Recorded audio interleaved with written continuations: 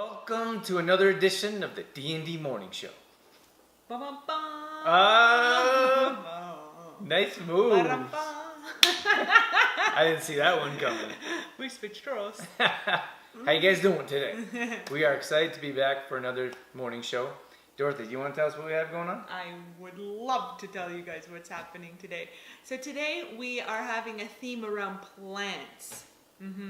We're going to start off by talking about a fun fact about me and how I like my smoothie strained. Drew thinks it's very, how do you call it? Entertaining. Okay, entertaining. For me. We're going to actually get into the benefits of plants today. Like plants in your household. In your house. Growing plants. And then we're going to talk about this product here, a newly found product that we love, plants. And our recipe is a green smoothie. So we're going to go through and tell you guys what exactly we put in our green smoothie and tell you a little bit about the difference of what's a green smoothie versus a fruit smoothie. So a green smoothie is not a fruit smoothie with greens in it. We'll explain that. We'll explain that. And then we'll end off with a quote about plants.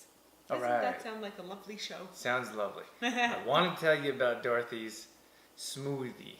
Green smoothie. It's only my green smoothies that I like strained. We can't really strain the other ones. No. Although, we did know someone who did. Oh, that was interesting. That was a little interesting. Okay, so green smoothie. We're going to get in the recipe at the end of the show, but green smoothie make every morning. Every morning we have a green smoothie, natural energy. Sometimes I make them a bit more pulpier than other times. Pulpy. And the pulpy, so the more greens you put in there, especially leafy stuff like parsley, for example, or the leaves from celery, it makes it more pulpy. And like some days Dorothy's You put like, the leaves in there? no, I didn't. So some days Dorothy's like, it's too pulpy. Oh, it's too pulpy. I can't drink that. I can't drink that. So she's like, would you mind straining that for me? I'm like, I just made the smoothie. I like my smoothie strained. And then I put all the pulp in this. Or we put the pulp in a fruit smoothie. We don't get rid of the pulp. So I'm still getting the pulp just in a different way.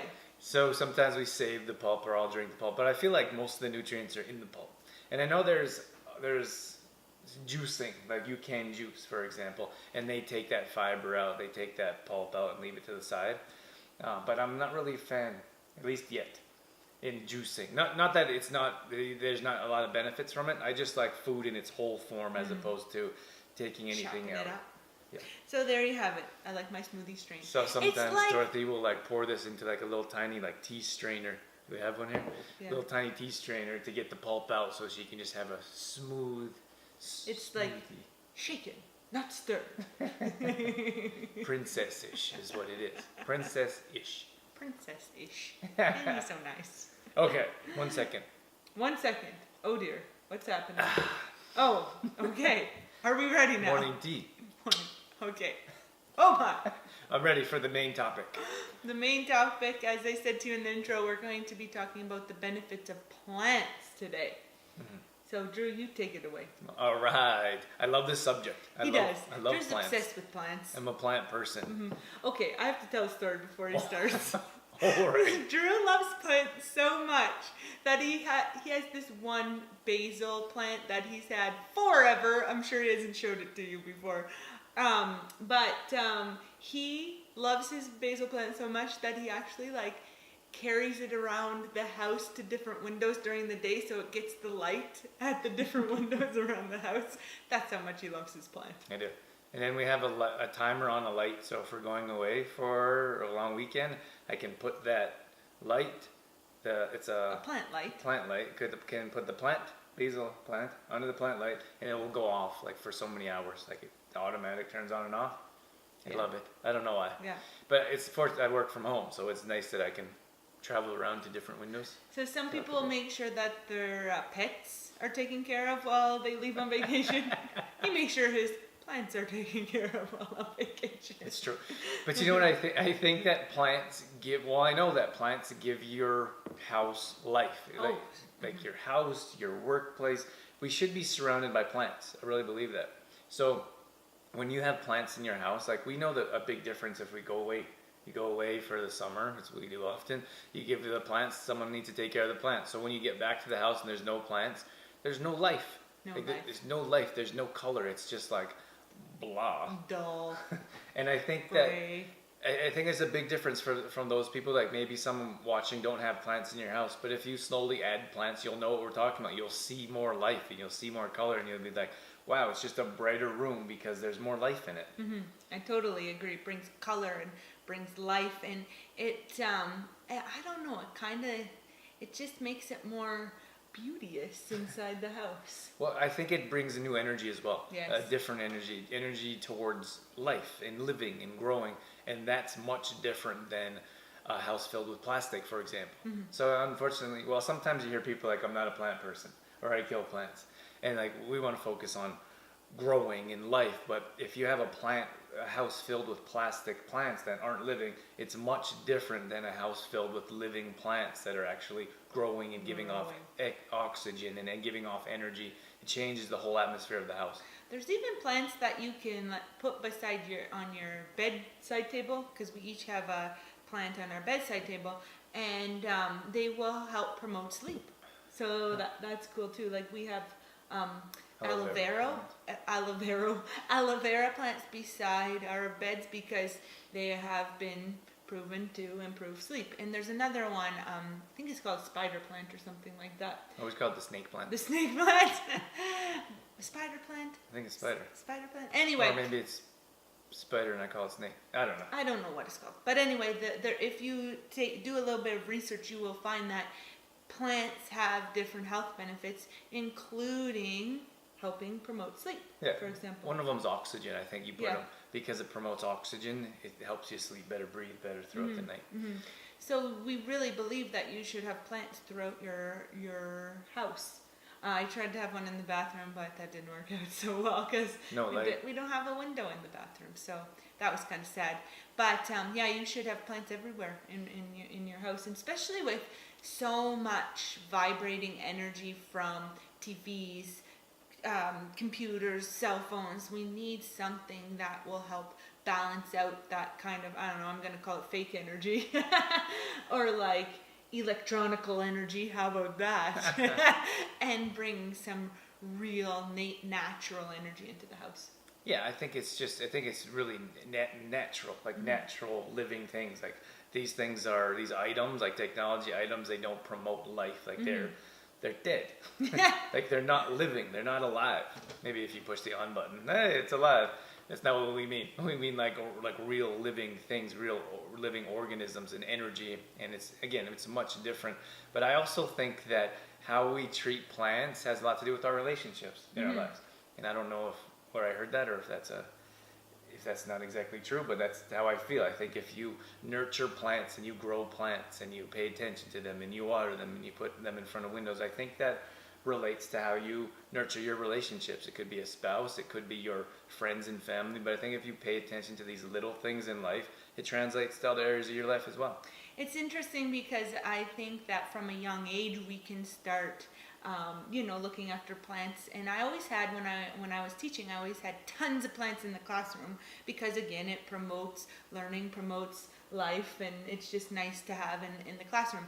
But I always nurtured the idea of the classroom as a community. So we were all working together, and we would have different jobs within our community that would rotate so that the kids were responsible and felt a part of the classroom. Anyway, one of those jobs was plants. And I would, the kids would there'd be a group of 2 or 3 kids who would be responsible for taking care of the plants. And that entailed watering them, making sure they were in the sunlight, that the curtains were opened, deadheading the flowering plants or the ones that aren't doing well, right? And it just was so much learning, not just about the way that plants grow, but like Drew was saying, how we take care of the plant relates to how you would take care of each other in those relationships. Okay. All right, so now we have a product that we want to recommend. Sometimes we do product reviews, and this one in particular, Dorothy is going to explain for us. Yeah, we chose this one because of our theme was talking about plants. and how we nurture plants is you know, a direct correlation to human relationships.